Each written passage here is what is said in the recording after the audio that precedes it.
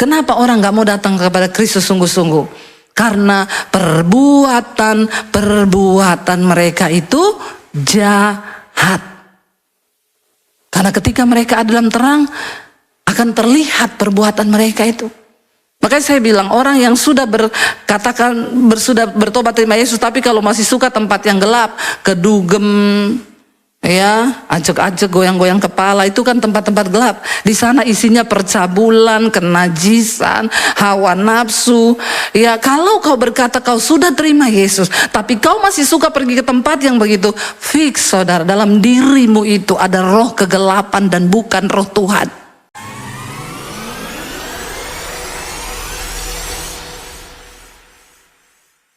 Apakah dunia melihat Kristus lewat keluargamu? Jujur, gambaran tentang keluarga hari-hari ini banyak yang rusak. Karena itu kemarin saya melihat data saudara. Ya, tingkat perceraian semakin naik tinggi, ya, dan di kalangan Kristen pun.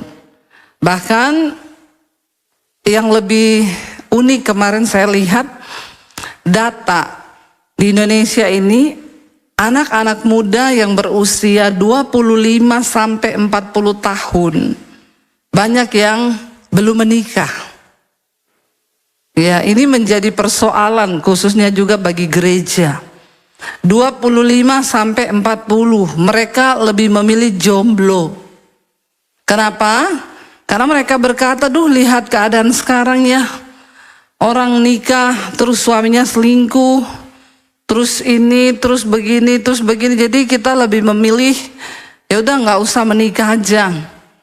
Ya, lama-lama Indonesia ini jadi kayak di Jepang, saudara. Di Jepang tuh banyak rumah-rumah yang kosong. Kenapa? Nggak ada orang, nggak ada penghuni, kekurangan penduduk. Ya, jadi saya lihat kemarin ada yang ikut demo, tulisannya bosan jadi WNI, bisa dikirim ke Jepang, banyak rumah kosong. Kalau udah nggak mau tinggal di Indonesia. Bagaimanapun Indonesia adalah tumpah darah kita, amin. Sebagai orang Kristen, mari kita terus berdoa buat bangsa ini, amin. Ya, dukung saudara, pemerintah yang sudah ada, jangan kita ikut-ikutan. Karena siapapun pemerintah itu adalah wakil Allah, kata firman Tuhan, amin. Dan kita harus berdoa, ya. Hari ini kalau kita masih ada sebagaimana kita ada itu karena anugerah Tuhan. Ketika kita hidup rukun bersama dalam keluarga, dalam berbangsa, maka kita akan menjadi contoh terang bagi banyak orang. Saya melihat ya 25 sampai 40 tahun pada tidak menikah sekarang. Kenapa? Karena gambaran tentang keluarga itu rusak. Ya, bagaimana membenahinya? Kita nggak usah muluk-muluk. Ayo kita mulai dari kehidupan keluarga kita dulu aja, ya. Jangan bilang tuh keluarga tetangga saya, Bu. Nggak usah, keluarga kita, amin. Kita mulai dari keluarga kita.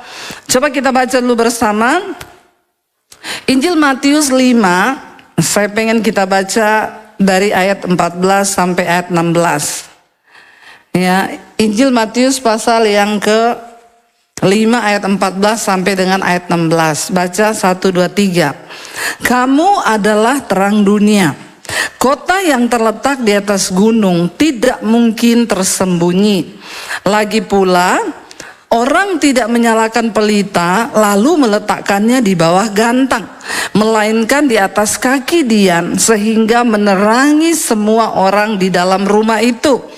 Demikianlah hendaknya terangmu bercahaya di depan orang, supaya mereka melihat perbuatanmu yang baik dan memuliakan Bapamu yang di sorga. Ini perintah dari Tuhan Yesus buat saudara dan saya, bahwa kita harus menjadi terang Tuhan di tengah dunia yang sudah gelap. Apa yang dimaksud dengan terang dunia di sini? Ya, kata aslinya itu berasal dari bahasa Yunani, yaitu postokosmo, yang artinya apa saudara? Terang yang berasal dari Kristus sebagai pusat terang. Hari-hari ini kita dituntut menjadi teladan, tetapi hanya berdasarkan dari satu sumber terang, yaitu Kristus. Karena sekarang banyak etika-etika dunia yang muncul sepertinya benar. Tetapi kalau bukan dari Kristus, maka itu bukanlah terang, ya. Banyak kata-kata yang kelihatannya benar, apalagi anak-anak muda di sosial media sekarang. Ya, contoh kalau kamu menikah, suamimu itu kasar, toksit, buat apa? Kamu lah layak bahagia, karena itu cerai aja. Masa kamu mau menghabiskan waktu dengan suami yang model begitu? Jadi sekarang orang kalau mau bercerai itu ringan aja. Bahkan sekarang ada pesta perceraian. Ya, makin aneh dunia ini, agak lain. Perceraian dipestakan, saudara. Ya, dan itu orang Kristen. Ya, saya komen di situ, sedih banget ya melihat nilai firman Tuhan. Kenapa ada pesta perceraian? Saya dihujat semua orang. Lu pendeta tolol. Terus kalau dia udah bahagia, tidak bahagia dengan pernikahannya, lu suruh dia nikah terus gitu, mempertahankan pernikahannya.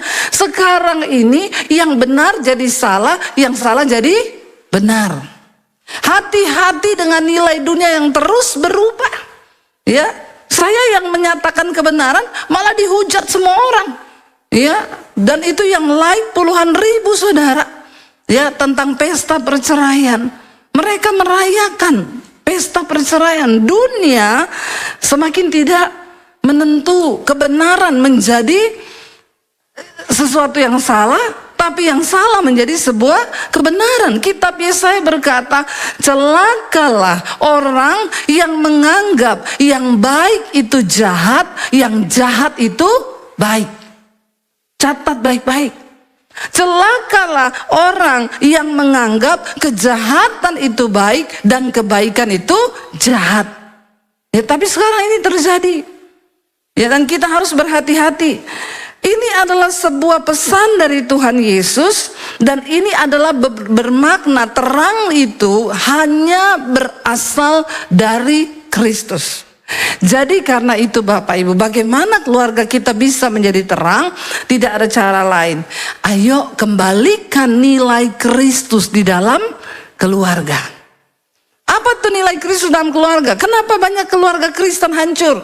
Yang pertama, karena tidak ada lagi fungsi Alkitabiah di dalam keluarga itu. Apa fungsi Alkitabiah? Yang pertama, suami harus menjadi imam. Kristus adalah kepala, ya, dan suami adalah wakil Kristus, dan istri dan anak-anaknya. Tapi yang saya dengar sekarang ibu-ibu pada curhat, Bu, gimana ya? Suami saya tuh diajak doa susah banget. Ya, kalau diajak doa susah. Ya, saya cuma ajak doa lu, nggak ngajak ngapa-ngapa, nggak mau dia. Saya bingung, Bu, padahal Alkitab bilang suami harus menjadi imam. Coba bapak-bapak di sini sebagai suami bilang, aku adalah imam dalam keluarga. Tolong, ini perintah dari mimbar. Yang tidak mau ketahuan nih, nggak mau doa ini. Ya, coba bapak-bapak bilang, aku adalah imam dalam keluarga. Ya, tunjuk dirimu, aku adalah imam dalam keluarga. Yang nggak mau ini pasti nggak pernah doa ini di rumah ini. Boro-boro ngajak istri anaknya doa. Kenapa saudara? Keluarga tidak bisa menjadi terang di luar karena fungsi Alkitabiahnya rusak. Suami tidak mau menjadi imam. Ya, saya bilang sama ibu itu, ya kalau suamimu gak mau berdoa, ibu aja dulu deh. Sambil doakan suamimu supaya dia bertobat. Ya, kembalikan itu saudara. Bapak-bapak, engkau terpanggil menjadi imam yang harus membawa istri dan anak-anakmu datang kepada Tuhan. Ya, sekarang bapak-bapak itu disuruh doa ndak mau. Ya, suruh cari Tuhan ndak mau, suruh baca Alkitab ndak mau. Ditanya, Bapak ngerti firman, bagaimana mau ngajarin anak firman? Bapak saja tidak mengerti firman. Kalau bapak menjadi imam dalam keluarga, maka bapak mengajarkan istri dan anak-anaknya firman Tuhan. Tetapi hari ini apa yang terjadi? Ya, satu kisah di satu gereja, anak sekolah minggu namanya Yosua nangis. Bapaknya tanya, kenapa kamu nangis Yosua? Tadi aku sekolah minggu, terus ibu guru tuduh aku merobohkan tembok Yeriko. Bapaknya bilang, tapi bukan kau kan yang robohkan? Bukan, aku cuma di kelas. Ya, lalu mamanya bilang, ini gimana Pak? Papanya bilang, tenang, aman. Ya, tinggal tanya berapa kerugian, papa bangun lagi. Soalnya papanya kontraktor. Saudara, kalau kita nggak ngerti firman, bagaimana kita mengajarkan anak kita firman? Makanya kita perlu baca Alkitab setiap hari. Amin Bapak-bapak. Bapak-bapak saja amin. Puji Tuhan. Ya, ayo kita baca Alkitab. Supaya keluarga kita itu menjadi terang, agar kita ini bisa berfungsi sebagaimana yang Tuhan mau di dalam keluarga. Yang kedua saudara, bagaimana kita bisa menjadi terang? Ayo, hormati Tuhan lebih daripada segala-galanya dalam keluarga. Saya mau kita belajar dari keluarga Imam Eli. Imam Eli, dia seorang imam di Israel. Tapi dia gagal sampai di akhir hidupnya, kebinasaan menimpa keluarganya. Imam Eli lebih menghormati anaknya daripada menghormati Tuhan. Anak-anaknya Hofni dan Pinehas memakan daging kurban yang harusnya dipersembahkan untuk Tuhan, yang harusnya dibakar bagi Allah menjadi korban persembahan, itu dimakan sama anaknya.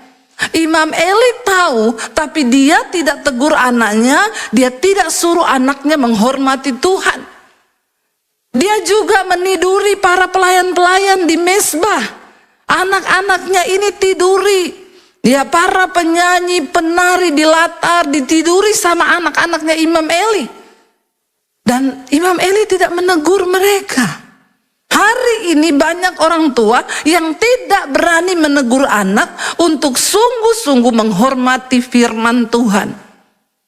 Ya, apa sih kesuksesan bagi kita di dunia ini? Mungkin engkau hari ini seorang pengusaha sukses. Mungkin engkau seorang yang punya pangkat yang hebat. Tetapi apakah hanya sampai di situ? Kalau anak-anak kita tidak menuruti dan tidak tunduk kepada firman, tidak menghormati Tuhan, buat apa? Saya selalu bilang sama anak-anak saya, jangan pernah kamu mempermalukan nama Tuhan. Kamu gak usah, kalau mami dipermalukan mah biasa, kita manusia.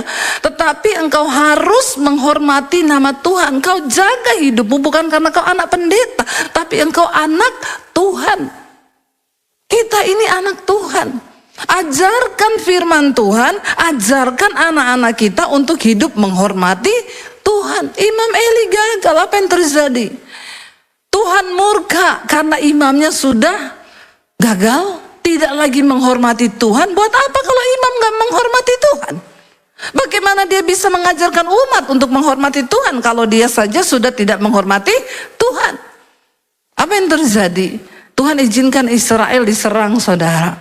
Mereka kalah dalam peperangan sekalipun mereka membawa tabut Allah. Zaman dulu tabut Allah bicara tentang kehadiran Tuhan.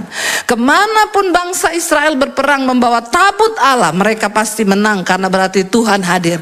Tapi saat itu Tuhan murka melihat kehidupan keluarga Imam Eli yang sudah tidak lagi menghormati Tuhan. Karena imamnya begitu, ya umatnya apalagi. Mereka menyakiti hati Tuhan dengan tidak menghormati Tuhan. Mereka kalah, tabut Allah dirampas. Anak Imam Eli mati saudara. Ketika disampaikan kepada Imam Eli anaknya mati, Imam Eli jatuh dari tempat duduknya dan dia mati di tempat. Kebinasaan, murka Tuhan turun atas keluarga ini. Bukan hal yang main-main. Kita merindukan satu saat nanti kita dan anak-anak kita sama-sama bertemu di sorganya Tuhan yang mulia, amin. Ya, itu kerinduan kita. Karena itu Yohanes 3 ayat 19 sampai 21 berkata begini saudara. Kenapa kita nggak bisa menjadi terang dan menjadi berkat? Yohanes 3 ayat 19 sampai 21, dan inilah hukuman itu kata firman Tuhan. Terang telah datang ke dalam dunia, Kristus sang pembawa terang itu.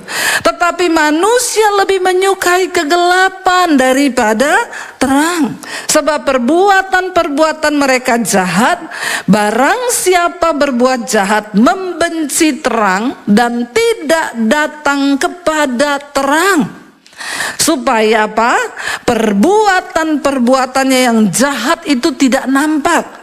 Tetapi barang siapa melakukan yang benar, ia datang kepada terang, supaya menjadi nyata bahwa perbuatan-perbuatannya dilakukan dalam Allah.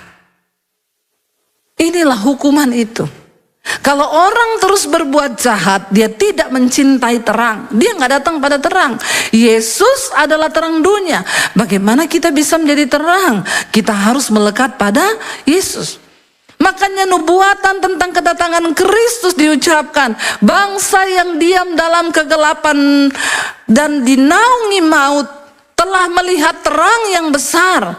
Kegelapan identik dengan maut, kebinasaan.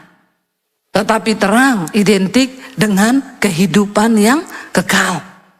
Apa itu yang menjadi penghukuman Tuhan? Kalau kita suami, istri, anak-anak, dalam keluarga kita tidak mau datang kepada terang itu, yaitu Kristus. Kenapa orang gak mau datang kepada Kristus sungguh-sungguh? Karena perbuatan mereka itu jahat. Karena ketika mereka ada dalam terang, akan terlihat perbuatan mereka itu. Makanya saya bilang, orang yang sudah sudah bertobat terima Yesus, tapi kalau masih suka tempat yang gelap, kedugem, ya, ajek-ajek, goyang-goyang kepala, itu kan tempat-tempat gelap. Di sana isinya percabulan, kenajisan, hawa nafsu. Ya, kalau kau berkata kau sudah terima Yesus, tapi kau masih suka pergi ke tempat yang begitu, fix saudara, dalam dirimu itu ada roh kegelapan dan bukan roh Tuhan. Karena orang yang sudah menerima Kristus dan terang, dia nggak mungkin mau pergi ke tempat begituan. Dia tidak akan betah di sana. Ada kesaksian seorang artis yang akhirnya bertobat. Dia pergi ke dugem, istrinya berdoa di rumah. Dia lihat di dugem itu ternyata semua itu setan. Orang-orang di sana saudara, di dalam alam roh. Dia lari ketakutan seperti dikejar setan. Dia pulang ke rumah, sampai di rumah dia bilang ke istrinya, saya lihat mereka semua itu berubah jadi setan. Dari situ dia bertobat dan dia terima Tuhan Yesus sebagai Tuhan dan Juru Selamat. Dia tinggalkan semua keduniawiannya, kenajisannya, percabulannya. Jangan main-main. Kita ada di hari-hari yang terakhir. Kata firman Tuhan, penghakiman sedang dimulai dan pada rumah Allah sendiri yang harus pertama-tama dihakimi. Dan kalau kita saja hampir-hampir tidak selamat, apakah yang akan terjadi? Dan apakah kesudahannya dengan orang-orang yang tidak percaya pada janji Tuhan? Mari kita sungguh-sungguh berjuang. Bawa anak-anak kita untuk hidup menghormati Tuhan. Jangan seperti Imam Eli. Tidak mau datang kepada kebenaran. Tidak mau datang kepada terang. Ya, Bapak Ibu yang ada di sini. Kita mulai dari keluarga kita ya. Siapa di sini yang tiap hari masih berantem? Di rumah suami istri nggak ada? Saya doakan semua terangkat hidup-hidup ini naik ke surga seperti Henok. Mau terangkat hari ini? Ya, yang namanya beda pendapat itu boleh. Berselisih paham itu boleh. 5 menit cukup.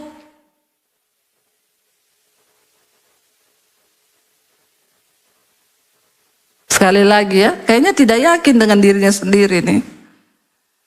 Beda pendapat suami istri itu boleh, selisih paham boleh, tapi 5 menit saja cukup. Bilang, sekali lagi bilang, Tuhan catat mulut-mulut yang berkata ini, malaikat tolong dicatat dan materaikan mulut mereka ini. Bisa kita ini beda pendapat, bisa namanya 2 pribadi jadi 1. Ya, itu enggak gampang. Sedangkan orang yang kembar siam aja lahir satu badan, ya mereka sampai gede saudara, sampai kuliah, 1 badan 2 kepala. Satu badan dua kepala ini. Lalu ditanya mamahnya, ada kendala nggak waktu besarkan mereka? Mamanya bilang waktu kecil enggak, ketika besar sering berantem, gigit-gigitan, jambak-jambakan rambut, kan kepalanya dua. Mamanya bilang nggak bisa dipisah karena badannya satu. Berantemnya kenapa? Yang satu pengen pakai baju merah, satu pengen pakai baju biru. Badannya cuma satu. Ini yang satu jantung, satu hati, satu tubuh, satu DNA, satu benih. Tapi ada dua kepala, bisa berantem. Itu sampai berdarah-darah kalau gigit-gigitan. Apalagi suami istri. Dua badan, dua kepala, toh? Dua jantung, dua hati, dua DNA yang berbeda, dua latar belakang yang berbeda, dua otak yang berbeda. Jadi tiap hari ribut, biasa enggak? Yang bilang biasa angkat tangan. Yang bilang tidak biasa angkat tangan. Yang bingung angkat kaki. Bingung semua. Biasa saudara, namanya juga dua kepala. Soal makan saja bisa jadi panjang. Tanya sama suami, makan apa hari ini? Terserah. Terserahnya suami itu mengandung arti. Nah, suami saya tertawa. Cuma dia yang tertawa katanya. Tertawanya itu juga mengandung arti. Sebaliknya kalau suami tanya istri makan apa, saya istri jawab terserah. Apalagi terserahnya istri, ya enggak bapak-bapak? Ya, ya. Lebih dalam lagi maknanya.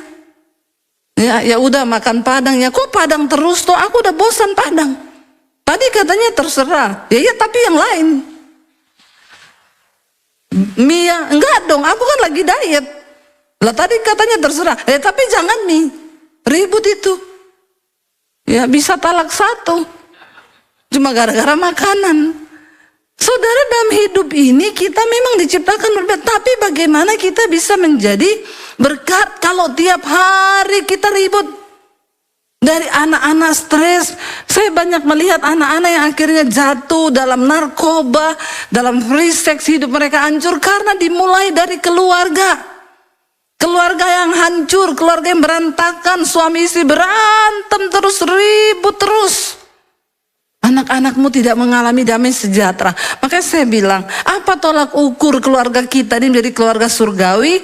Kerajaan Allah bukanlah soal makanan, minuman, pakaian, mobil mewah, rumah mewah, tetapi soal kebenaran, damai sejahtera dan sukacita. Ya, rumah mewah boleh, tapi kalau nggak ada kebenaran, nggak ada damai, nggak ada sukacita, buat apa? Tiap hari ribut saja saudara. Ya, kita berdoa supaya Tuhan beri kita ini damai sejahtera. Dan apa yang harus kita lakukan hari-hari ini? Roma 13 ayat 11 sampai ayat 14 kita baca bersama. Roma 13 ayat 11 sampai ayat yang ke-14. Yuk kita baca 1, 2, 3. Hal ini harus kamu lakukan. Hal ini apa? Harus kamu lakukan. Karena kamu mengetahui keadaan waktu sekarang. Baca yuk. Yaitu bahwa saatnya telah tiba bagi kamu untuk bangun dari tidur. Sebab sekarang keselamatan sudah lebih dekat bagi kita daripada waktu kita menjadi percaya. Coba senggol kanan kiri mau bilang bangun dari tidur. Apalagi kalau ada yang ngantuk-ngantuk begini, cepat pukul yang kenceng. Woi, bangun dari tidur, ya. Ini waktunya dengar khotbah bukan tidur. Ya. Orang lagi khotbah dia begini. Ya. Bayangkan saya ini udah keringetan, hari ini saya udah khotbah 4 kali dan kau begini-begini di situ ya. Saudara, bangun dari tidur. Kenapa? Karena sekarang keselamatan sudah lebih dekat lagi. Apa artinya keselamatan sudah lebih dekat? Hari ini kita sedang ada di hari-hari yang terakhir. Keselamatan kita belum kelihatan sekarang. Bagaimana kita lihat melihat keselamatan kita, Alkitab berkata, berjuanglah sampai di garis akhir, sampai pada penghakiman Kristus kelak Yesus datang. Barulah keselamatan yang sesungguhnya itu dinyatakan pada zaman akhir. Yesus akan datang dan disitulah Yesus berkata, maka disitulah aku akan berterus terang kepadamu. Siapa yang benar-benar diselamatkan? Tidak semua orang Kristen yang ada di gereja bisa masuk surga. Kalau engkau cuma punya iman rata-rata dan tidak mencapai standar Kristus, maka kita nggak bisa, saudara. Ya, ada standar Kristus bagi orang percaya. Bagi kita keluarga, bangun dari tidur. Ya, jadi jangan bilang sekarang kita udah selamat, belum. Memang keselamatan sudah Yesus berikan, tapi Alkitab berkata hanya mereka yang mengerjakan keselamatan itu sampai garis akhir, mereka akan melihat, menerima tiket untuk bisa masuk surga. Hari sudah jauh malam, baca bersama. Hari sudah jauh malam, telah hampir siang. Sebab itu marilah kita menanggalkan perbuatan-perbuatan kegelapan dan mengenakan perlengkapan senjata terang. Untuk bisa menjadi terang Kristus, kita harus pakai perlengkapan senjata terang. Bagaimana pakai senjata terang itu? Baca sama-sama. Marilah kita hidup dengan sopan seperti pada siang hari. Jangan dalam pesta pora dan kemabukan. Jangan dalam percabulan dan hawa nafsu. Jangan dalam perselisihan dan iri hati. Ini yang suka-suka dugem ini. Jangan dalam kemabukan, pesta pora, ya. Jangan dalam percabulan, dalam hawa nafsu, dalam perselisihan dan iri hati. Terang Kristus tidak bisa bercahaya bagi kita kalau ada dosa-dosa ini dalam hidup kita. Iri hati, kedengkian, amarah, hawa nafsu, percabulan, kenajisan. Masih ada di sini yang selingkuh? Boleh angkat kaki? Ya, yang selingkuh enggak ada ya lagi ya. Masa enggak tobat-tobat sih ya? Udah cukup ya, tobat ya yang masih suka-suka selingkuh itu ya. Ingat umur, bapak-bapak ya. Kalau ada ya di sini bapak-bapak yang masih suka selingkuh, ingat umur. Ya, jangan sampai lagi selingkuh di hotel, malaikat cabut nyawamu itu. Ya, yang ada boro-boro masuk surga, masuk koran kau. Masuk berita, ya, ditemukan, ya, mayat di kamar hotel bersama seorang perempuan. Malu nggak itu? Ya, sadar bapak-bapak, ibu-ibu juga kalau ada yang selingkuh, sadar ibu-ibu, karena ibu-ibu juga selingkuhnya sama bapak-bapak. Soalnya saya tuh ngomong bapak-bapak selingkuh, saya dimarahin sama bapak-bapak. Katanya gini, Ibu Debbie tuh kalau khotbah cuma ngomong bapak-bapak terus yang selingkuh. Padahal Ibu Debbie tahu nggak itu yang selingkuh bapak-bapak juga sama? Iya juga ya. Saya pikir iya juga ya. Betul juga. Jadi ibu-ibu dan bapak-bapak. Tapi ada juga bapak-bapak sama bapak-bapak. Ini lebih gila lagi. Cumi sama gurita. Ya, bertobat ini juga akhir zaman. Ya, terjadi sekarang, semua terjadi. Alkitab berkata kalau kita mau menjadi terang Kristus, keluarga kita menjadi terang, maka buang semua ini, hiduplah seperti pada siang hari. Jangan dalam pesta pora, kemabukan, percabulan, hawa nafsu, perselisihan, iri hati. Kalau ada musuh, berdamai. Amin. Dengan ipar, dengan mertua. Saudara, itu hidup punya musuh itu tidak enak loh. Kita kayak dikejar-kejar. Tapi kalau nggak ada musuh itu hidup damai sejahtera saja ya. Tetapi apa dikatakan? Kenakanlah Tuhan Yesus Kristus sebagai, dan janganlah merawat tubuhmu untuk memuaskan keinginannya. Ini banyak nih orang Kristen nih. Merawat tubuh terus untuk keinginannya.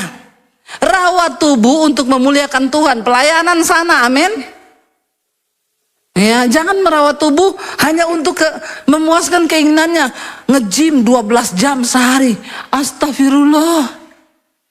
Ya, kau baca Alkitab berapa jam, kau doa berapa jam, kau nge-gym 12 jam. Itu udah hawa nafsu itu. Ya, boleh nge-gym boleh, tapi harus dilandasi dengan rasa takut akan Tuhan. Tubuhmu ini persembahkan bagi Tuhan. Saya mau ngapain ya? Pelayanan, banyak hal yang bisa kita lakukan untuk Tuhan. Jangan merawat tubuhmu hanya untuk memuaskan keinginannya, ibu-ibu. Ganti hidung sampai berapa kali? Ya, ada ini banyak hidungnya. Hari ini bengkok kiri, besok bengkok kanan, besok bengkok atas, bengkok bawah. Ya, hati-hati kena sarafnya, nanti bibirnya ikut keangkat loh. Coba bersyukurlah dengan dirimu yang sudah kau punya. Bersyukurlah dengan hidupmu yang sudah kau punya. Kalau engkau tidak bersyukur, bagaimana mungkin engkau bisa memuliakan Tuhan? Ya, jangan ya. Saya ditawari satu klinik, ibu mau nggak treatment? Semua boleh bu, gratis. Yang penting ibu bikin story aja sama reels. Saya bilang enggak. Kenapa bu? Saya takut mati, malaikat tidak kenal saya. Mau masuk pintu surga, Debbie Basir tuh dulu hidungnya pesek. Kenapa ini mancung?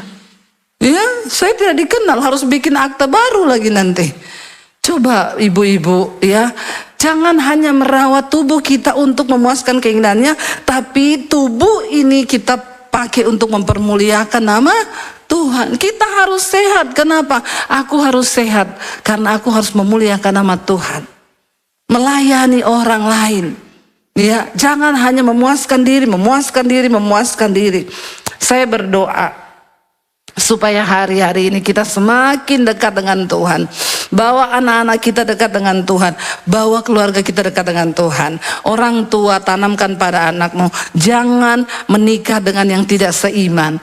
Karena firman Tuhan sudah mengingatkan, jangan menjadi pasangan yang tidak seimbang dengan orang yang tidak percaya. Karena persamaan apakah yang terdapat antara Allah dan berhala? Setidaknya itu yang kita ingatkan. Supaya mereka tidak menyangkal Kristus. Mereka tidak membuang Tuhan hanya demi pernikahan, hanya demi uang. Banyak orang tua yang gagal karena tidak mampu mengingatkan anak-anak mereka. Saya berdoa kita semua berjuang sampai di garis akhir. Kita orang tua melakukan yang terbaik sebisa kita mungkin. Melakukan firman Tuhan. Selanjutnya itu bagian Tuhan yang akan turut bekerja. Amin. Kalau kita sungguh-sungguh mau menjadi terang, pakai perlengkapan senjata terang, dan dikatakan kenakanlah Tuhan Yesus Kristus sebagai perlengkapan senjata terang, dan janganlah merawat tubuhmu untuk memuaskan keinginannya. Tapi kita mau sungguh-sungguh memuliakan nama Tuhan lewat hidup kita. Amin saudara. Saya undang para imam musik maju ke depan. Mari kita mau berdoa di hadapan Tuhan. Kita tahu bahwa hidup kita ini adalah penyembahan. Ku tahu Tuhan, hidupku adalah penyembahan. Penyembahan bukannya sebuah lagu, tapi hidup yang kami persembahkan bagi Tuhan. Keluarga yang kami persembahkan bagi Tuhan. Itu adalah penyembahan kami.